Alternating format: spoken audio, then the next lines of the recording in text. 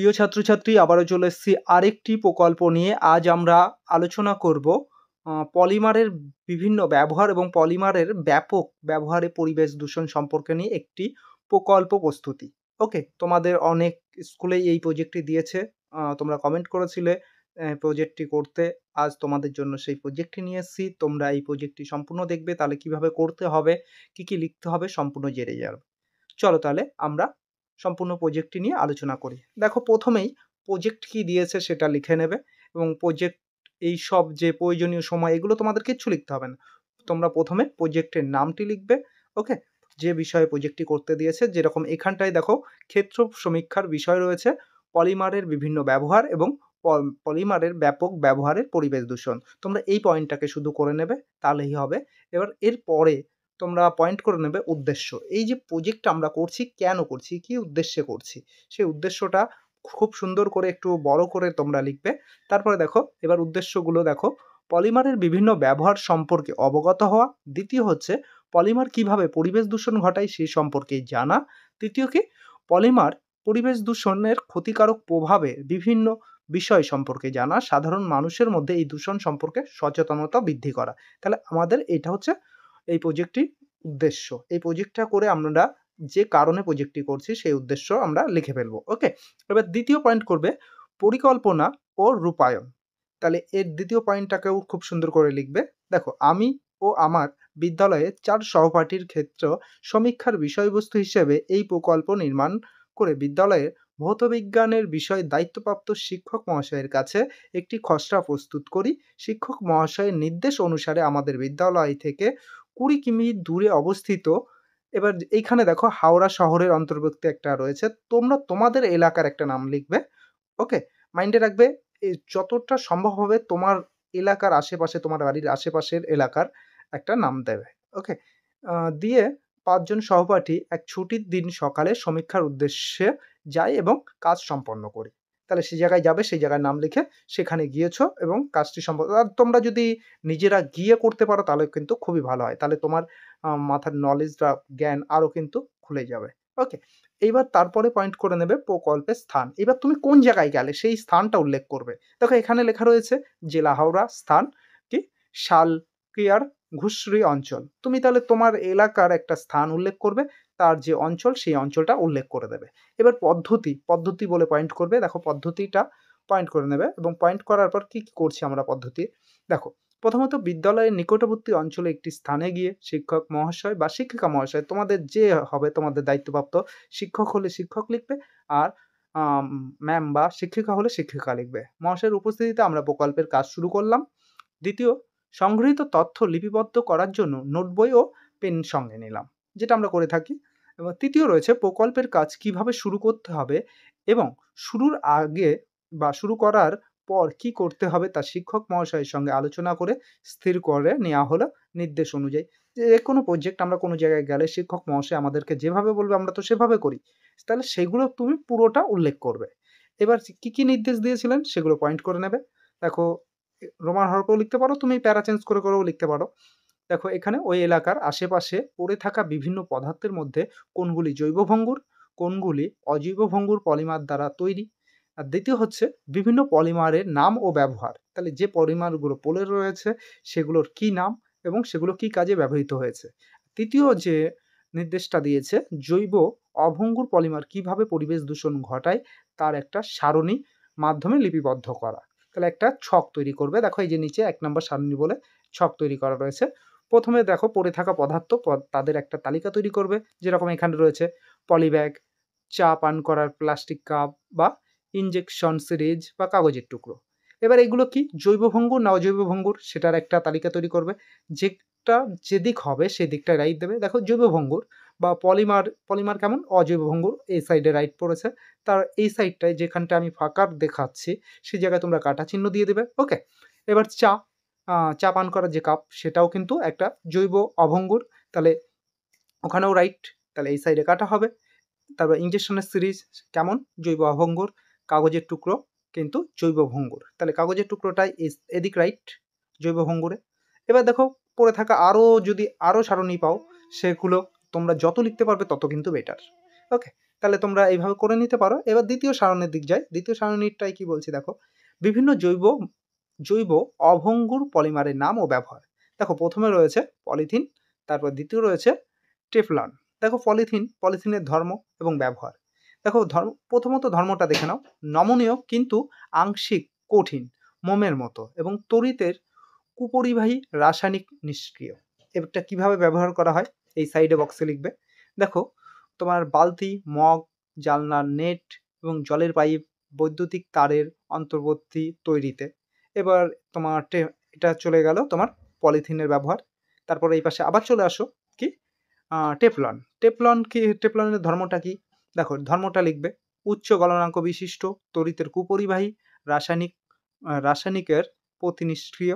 এবার এর ব্যবহারগুলো দেখো, ব্যবহার কি রয়েছে যে ননস্টিকস বাসনপত্র তৈরির, গাড়ির ওপর প্রলেপ দিয়ে বা রাসায়নিক শিল্পে কিন্তু ব্যবহার করা হচ্ছে, তাই তো?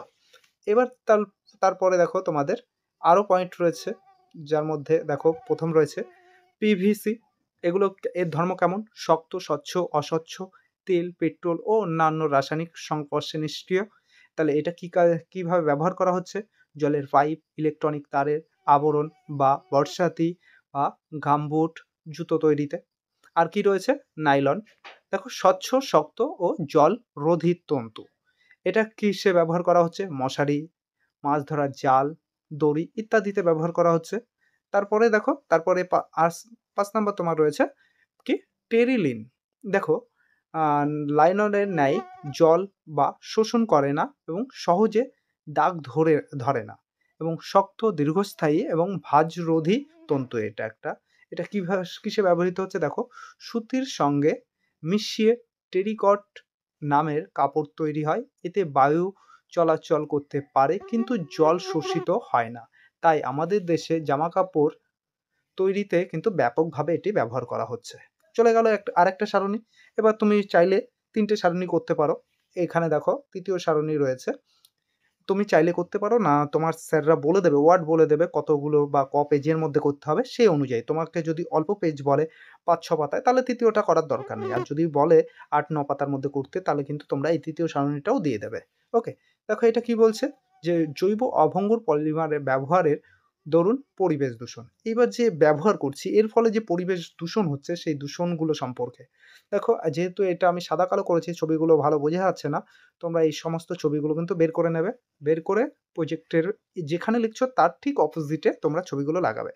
এবার দেখো কি রয়েছে, পলিমারের প্রভাবে দূষণ কি? প্রথমত মৃত্তিকা দূষণ। দেখো ক্ষতিকারক প্রভাবগুলো কি কি রয়েছে। জৈব অভঙ্গুর পলিমার জাতীয় পদার্থ দীর্ঘদিন মাটিতে পড়ে থেকে মাটির উর্বরতা শক্তি নষ্ট করে, মাটিতে উপস্থিত উপকারী ব্যাকটেরিয়া মারা যায়, মাটির ভেতরে জল প্রবেশ করতে বাধা সৃষ্টি করে। ওকে, এটা চলে গেল মাটি দূষণ। তারপরে তোমরা লিখবে জল দূষণ। দেখো প্রয় প্রণালী, প্লাস্টিক জাতীয় বর্জ্য পদার্থ আটকে গিয়ে জল নিকাশি বন্ধ হয়ে যায়, বিভিন্ন স্থানে নোংরা জল জমে জলবাহিত রোগ ছড়ায়। এবার বায়ু দূষণ। কিভাবে বায়ু দূষণ করছে দেখো, প্লাস্টিক জাতীয় পদার্থ বাতাসে পোড়ালে বিভিন্ন বায়ুদূষক গ্যাস SO2, NO2, CO2 এবং CO প্রভৃতি বাতাসে মিশে বায়ু দূষণ কিন্তু ঘটায়। এই যে ছবিগুলো দেখো, ছবিগুলো আবছা বোঝা যাচ্ছে, তোমরা ছবির নিচে লেখাগুলো দেখে বুঝতে পারবে কি কি ছবি তোমরা জোগাড় করবে। জৈব অভঙ্গুর পলিমার ব্যবহার কমালে এগুলি জল নিকাশি ব্যবস্থা, তোমার একটা ড্রেনের মধ্যে প্রচুর নোংরা পড়ে রয়েছে সেই ধরনের একটা ছবি তুলে নেবে।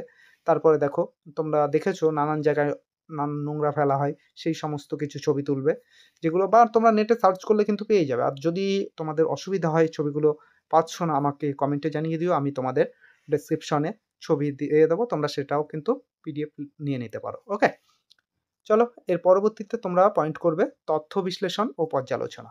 ভালো করে পয়েন্টটা করবে। দেখো তোমাদের তথ্য বিশ্লেষণে কি রয়েছে, প্লাস্টিক, পলিথিন, নাইলন ইত্যাদি দ্বারা প্রস্তুতি বহু জিনিস আমরা দৈনিক জীবনে ব্যবহার করি, কিন্তু এই সমস্ত জৈব অভঙ্গুর পলিমার ঘটিত দ্রব্য ব্যবহারের সবচেয়ে বড় বিপদ এগুলি জীবাণু ঘটিত জৈব রাসায়নিক প্রক্রিয়া দ্বারা নষ্ট হয় না, ফলে চারপাশে পরিবেশ দূষণ কিন্তু ঘটাতেই থাকে। ওকে, এবার এর মন্তব্য বলে পয়েন্ট করবে। মন্তব্য, এই মন্তব্যটা চেষ্টা করবে তুমি তোমার মতো করে লেখার। ওকে, এখানে তো আমি বলে দিচ্ছি, কিন্তু যতটা তুমি তোমার মতো করতে পারবে তত বেটার কিন্তু। কারণ প্রত্যেকেই তো আমাদের এই ভিডিও দেখে কোনো বই থেকে করবে। কিন্তু তুমি কি বুঝলে? তোমার মন্তব্যটা দিতে পারলে কিন্তু তুমি সবসময় সবার থেকে এগিয়ে থাকবে। দেখো, জৈব অভঙ্গুর পলিমার জাতীয় পদার্থ ব্যবহারিক দিক থেকে সুবিধাজনক হলেও ব্যবহারের পর যত্রতত্র ফেলে দেয়া বা পরিবেশে ফেলে দিই আমরা। তাই এই সমস্ত জৈব অভঙ্গুর পলিমার ব্যবহার কমাতে হবে এবং তুলো, কাঠ, কাগজ, পাট প্রভৃতির পলিমার ব্যবহারের ওপর গুরুত্ব দিতে হবে। ওকে?